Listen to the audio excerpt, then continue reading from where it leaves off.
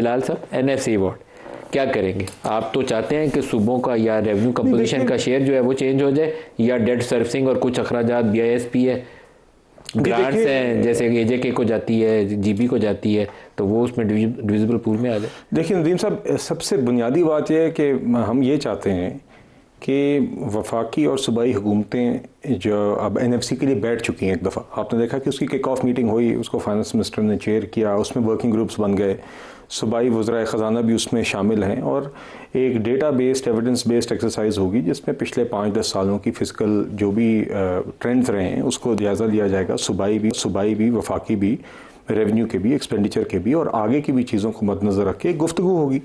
और इसमें जितना वक्त दरकार है वो लगेगा।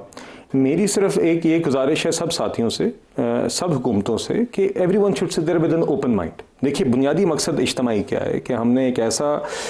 कमीशन अवार्ड का ऐलान करना है या उसका एक तयन करना है जिससे ओवरऑल हमारे रियासत के फाइनेंसेस में बेहतरी आए, जिसमें वफाक की अपनी ज़िम्मेदारियों को मद्देनज़र रखते हुए और उसके अखराजात को,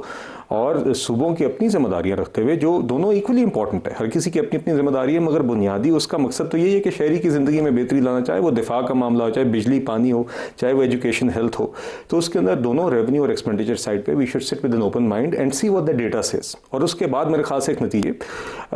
यकीनन उसके अंदर मेरी एक अपनी थॉट्स भी हैं। मैं यहाँ पे इसलिए कॉशियस हो रहा हूँ because I don't want to prejudice कि जो कॉन्वर्सेशन वहाँ पे फाइनेंस कमीशन में हो रही है, मगर मेरे नज़दीक बिल्कुल एक गुंजाइश है